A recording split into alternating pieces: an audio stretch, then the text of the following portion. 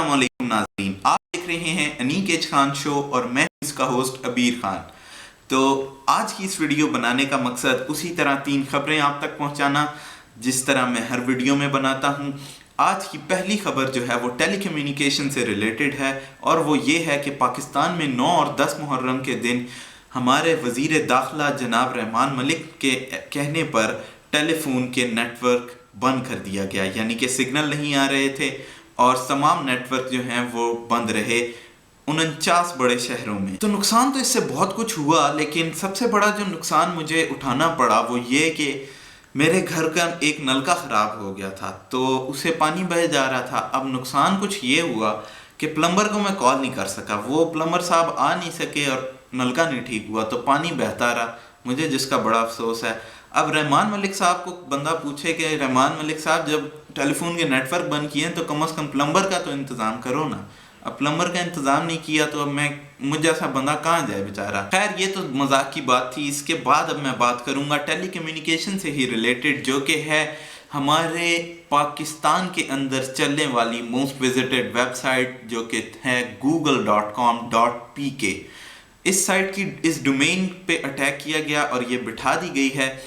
कुछ लोगों का ख्याल है कि ये वेबसाइट हैक नहीं हुई, हमारे जो इंटरनेट सर्विस प्रोवाइडर्स हैं उनकी ही कोई गलती है, लेकिन जिस तरह न्यूज़ पे देखा गया और कुछ तस्वीरें जो कि मैं आपको अभी स्क्रीन पे शो करूँगा, बल्कि इस तरफ हो सका तो मैं आपको अभी भी दिखा रहा हूँ, तो ये तस्वीरें जो हैं वो आपको शो करती हैं कि ये जो है google.com.pk जो है वो हैक हुई है। इसके अलावा कहते हैं कि बहुत सारी और वेबसाइट्स जिनमें link.pk आ रहा था, उन वेबसाइट्स को भी डाउन किया गया है और तकरीबन लगभग 85 से 90 वेबसाइट्स जो हैं वो हैक हुई हैं।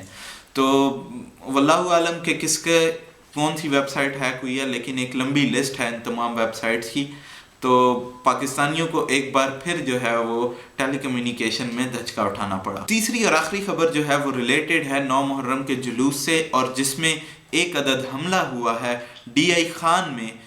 कूड़े के ढेर में बम को नस्ब किया गया था और वो बम फट गया, कैजुअलिटीज़ हुई हैं और बहुत अफसोस हुआ, क्योंकि एक मुसलमान कम से कम ये हरकत नहीं कर सकता। बेशक हमारे दरमियान आपस में सेक्ट्स बने हुए हैं और हमारे दरमियान जो हैं वो डिफरेंसेस हैं, लेकिन ये हरकत जो है वो कोई मुसलमान कम से कम नहीं कर सकता। वो लोग जो कम पढ़े लिखे हैं, जिन्हें हूरों का वास्ता दिया जाता है और कहा जाता है कि हूर मिलेगी और ये होगा, तो ऐसा कुछ नहीं होता। ऐसे इस्लाम हमें नहीं सिखाता। इस्लाम हमें जानवरों से अच्छा सलूक करने का कहता है, ये तो फिर मुसलमान हैं और हमारे भाई हैं।